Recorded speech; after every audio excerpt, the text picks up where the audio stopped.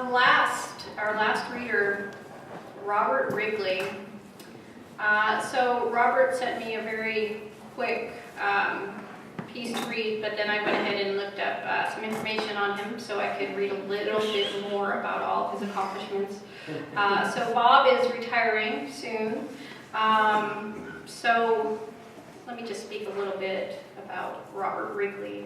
He's published 10 books of poems, the most recent of which are Anatomy of Melancholy and Other Poems, and in the United Kingdom, The Church of Omnivorous Light, Selected Poems. His work has appeared in the New Yorker, The Atlantic Monthly, Poetry, and many other literary journals. His poems have been reprinted 3 times in the Best American Poetry Anthology, once in the Best of the Best American Poetry, 6 times in the annual Pushcart Prize Anthology, as well as in the Oxford Book of 20th Century Poetry, among a host of other collections. His books have received the Kingsley Tufts Award, the Poets Prize, the San Francisco Poetry Center Book Award, and the Pacific Northwest Booksellers Award. He has received fellowships from the John Simon Guggenheim Memorial Foundation, the National Endowment for the Arts, the Rockefeller Foundation, the Bob Lyasco Foundation, and the Idaho Commission on the Arts. He served as the state of Idaho's writer-in-residence from 1986 to 1988. He is a distinguished university professor of English. Bob is going to read a couple of poems from his book in progress, which is at the moment called Box. Please welcome Bob.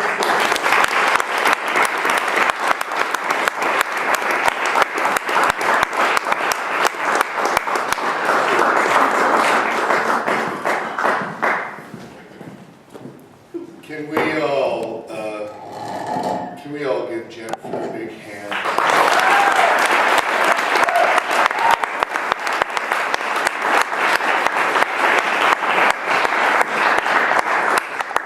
Ron said it. She did all of this. Set up the chair. She's going to be sweeping up after a while. I'm going to read just one poem. This is a poem about me and my father. And it's a poem I tried to write for a long time, but could not get it done. And then he died. And I found that I could. The only other thing I think I would say is that I think probably, though it is about me and my father, I'm going to dedicate it in the book to the memory of the late great American poet who died last year, C.K. Williams, because I think it was C.K. Williams and his long, long line that gave me a way into this subject and through this subject that I did not have for years otherwise. The poem is called A Fine Boy.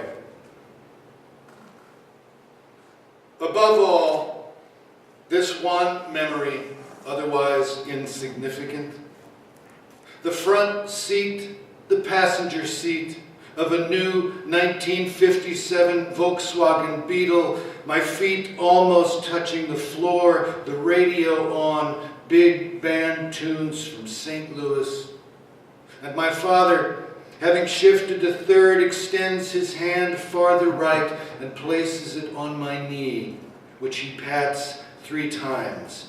Then he tells me, "You're a fine boy." It was the sort of thing he would have said.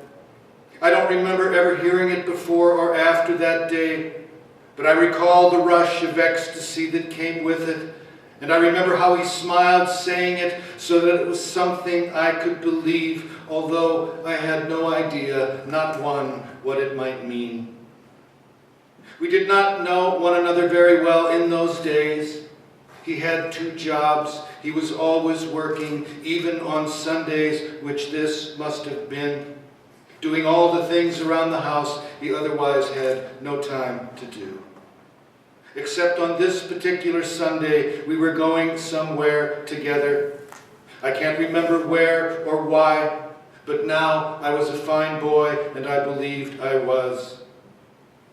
There isn't anything else to it, really. No arrival, no departure, not even the journey itself. I don't remember if we crossed the river or if he said anything else along the way. I was 6. What else does one say to a 6-year-old? "You're a fine boy," he said, and that was enough. And now, 58 years after the fact, it's all there is. 3 or 4 thrilling seconds of my life to that point or more. I'm sure I said nothing in return. I hardly spoke to him then. I would not have known what to say. The car, as his cars always were, was impossibly clean, gleaming even. I would not have touched a thing, not the window crank, I think it must have been summer, or the dash. My hands would have stayed in my lap the whole way, and the way might have been nowhere. It might have been no more than a ride. He liked to go for rides in his cars. He liked to admire the reflection of his car in the windows of the stores we passed on Main Street. He liked big band music, and so did I. Eventually, I would begin to disappoint him, but I did not know it then. It was not an imaginable thing, disappointing him, nor imaginable how. He was a strange and loving man with a bad temper now and then, and strangest of all, long, sculpted, even womanly fingernails. So long, my aunts who adored him would sometimes speak of them in envy. He might have tapped them on the VW's horn button as he drove. Later, I would see him do that in other cars and wonder about it. I didn't know who he was, and I wasn't anyone, just a fine boy, whatever that meant. I was scrawny, but not as scrawny as he had been at the age I was. As for baseball, he did not understand it, or any other sport. He did not understand the point of games. He understood work and the internal combustion engine, but he did not understand me, nor I him. That would take years. I understood his strangeness before I knew what it was. I still do not know exactly what it was. And I still do not know exactly who I am. And I am 64, and he has been dead just over 6 months. He could fix anything. Anything that broke, he fixed, making it better than it had been, with the possible exception of me, although it was I who'd break myself, in a way that defied hand tools, in a way that defied hands, even his on my knee that day. It was invisible, except when it wasn't. The temper, maybe, which for him produced brief and intense strings of obscenities, usually directed at things, but sometimes later at me, who would respond in kind, and who had come to know such things as those broken that way were broken sometimes beyond repair. I couldn't have known that then.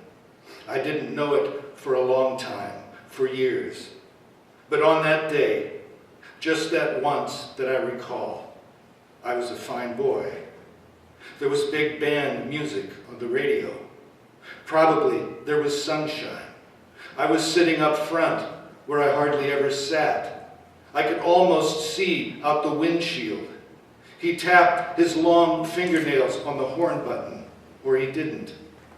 Given the enormous significance of his touch, I think I must have been wearing short pants. The skin of his hand against the skin of my knee, 3 times, 4 words. That's all I remember. Thank you.